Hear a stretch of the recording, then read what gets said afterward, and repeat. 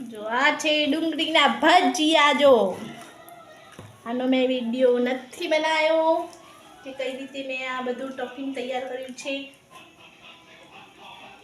તમારે જોવું હોય તો મને કમેન્ટ બોક્સમાં કહેજો, તો હું નેક્સ્ટ ટાઈમ તમારા માટે એ વિડીયો બનાવીશ કે આપણે ડુંગળીના ભજીયા ઘરે કેવી રીતે બનાવી શકીએ છીએ. મેં ટીકડી ભજીયા પણ બનાવ્યા છે ઘરે સરસ, એનો પણ હું વિડીયો બનાવીશ. આ છે ડુંગળીના ભજીયા, ખાવામાં એકદમ સરસ લાગે છે.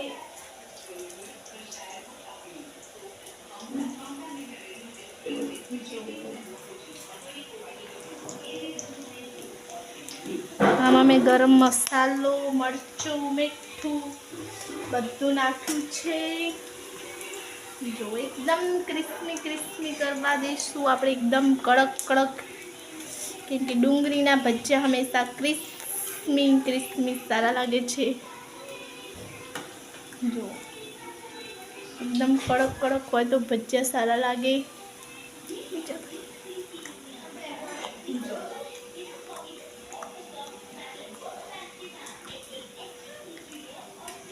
જો કેવા સરસ ડુંગળીના ભજીયા આપણા બની ગયા છે. આજે ખાવામાં પડી જશે મોજ મોજ.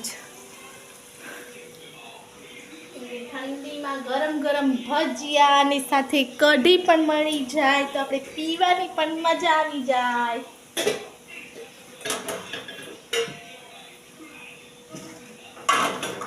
શું કેવું બકુડી તમારું? મોજ મોજ. જો મારો અવાજ બેસી ગયો.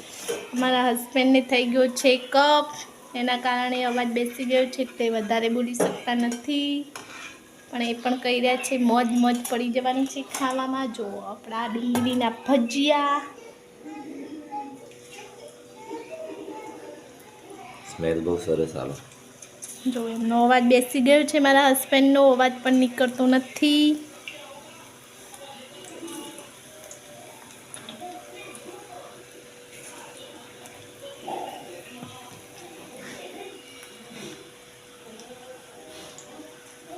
અને આ ડુંગળીના ભજીયા ખાઈને એમને પડી જશે મોજ. અને અમે બનાવીશું કઢી પણ, એટલે એમને મોજ પડી જશે કઢી પીવાની.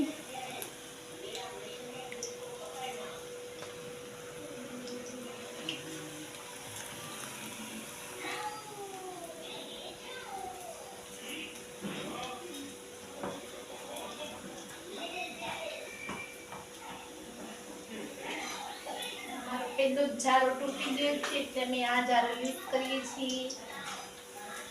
તમે પણ આવો જારો યુઝ કરતા નહીં, કેમ કે આમાંથી તેલ નીકળતું નથી, ભજીયામાં રહી જાય તેલ.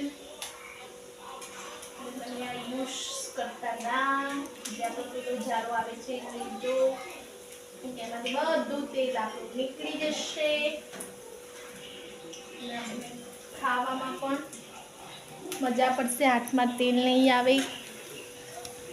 પણ જો મારા ભજીયામાંથી બિલકુલ પણ તેલ મારા હાથમાં નથી આવતું, જોઈ શકો છો. જો કેમ કે મેં એવી રીતે ફ્રાય કર્યા છે ભજીયા મારા. તમે એને સરખી રીતના નીકાળશો તો તેલ બધું આમાં કઢાઈમાં રહેશે.